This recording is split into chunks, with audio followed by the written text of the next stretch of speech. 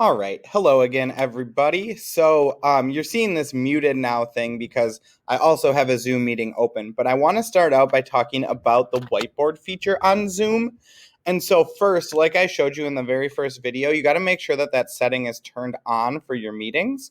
So you have to go to settings, and then you're going to want to go to in meeting. I believe it's an in meeting basic, but I could be wrong. And then you're going to scroll down until you see whiteboard and annotation. So here's annotation. And this has to be on because if you want to be able to write on the whiteboard, then it has to have annotation on.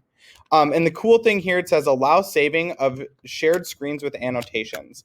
And then only the user who is sharing can annotate. These two are going to be important. You're going to want to allow sharing of saved screen with annotations because I'm going to talk about that in just a second. Only the user who is sharing can annotate. If you want it so that only you can draw on the whiteboard or only you can draw on the screen and your students cannot, you're going to want to check that, okay? If you want it so that your students can draw on the screen or on the whiteboard, you're going to want to leave that unchecked like this. Down here it says whiteboard. Allow host and participants to share whiteboard during a meeting. Allow saving of whiteboard content. This is the cool part. If you check this, you're going to be able to save whatever you drew on that whiteboard, and it's going to save it right to your computer. I clicked autosave whiteboard content when sharing is stopped. So whenever I turn off that whiteboard, whatever was on it is automatically going to be saved to my computer. And I chose to save it as a PDF. You could also save it as a PNG, which is your like a similar to a JPEG basically. So that's how you make sure that that setting is turned on, is between the annotation and whiteboard settings in Meeting Basic. And then when you are in a meeting, if you want to use the whiteboard, you click I'm going to just move that out of the way here. You're going to click this green share screen button. And normally, if you just want to share your screen like normal, you just do desktop 1 and it'll share whatever is up on your screen. However, if you want to share your whiteboard, if you want to use the whiteboard feature, you're going to click on whiteboard instead, and you're going to click share. And then this is going to pop up, okay? Now, here's all of your tools. You can add text. So if I click there, now I'm adding, text. Okay. If I want to stamp, I can choose what kind of stamp I have. So say I want to say I love my 7th grade team. And then as I click, it makes hearts all around. Okay. Draw is pretty self-explanatory. You can choose what kind of thing you want to draw. Say I want to draw a square.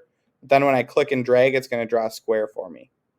If I want to draw a thick squiggly line, I just click that and it lets me draw. If I want a thinner one, I can click and draw. Okay. The format, this is like the color of the line that I'm using. Now it's red. Okay.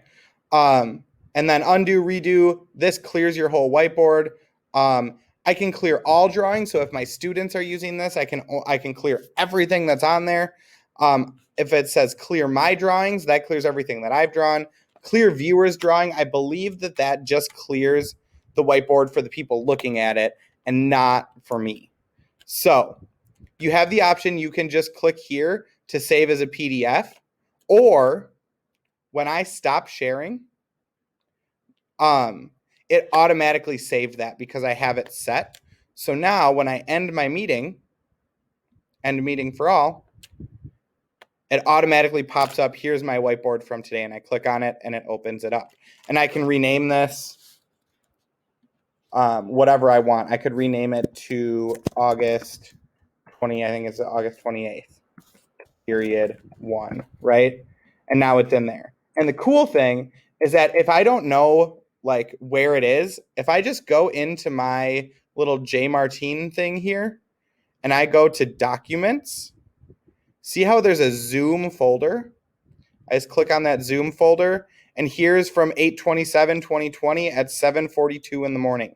When I click on that, there's my whiteboard. So it's automatically going to organize all of that for you in your computer.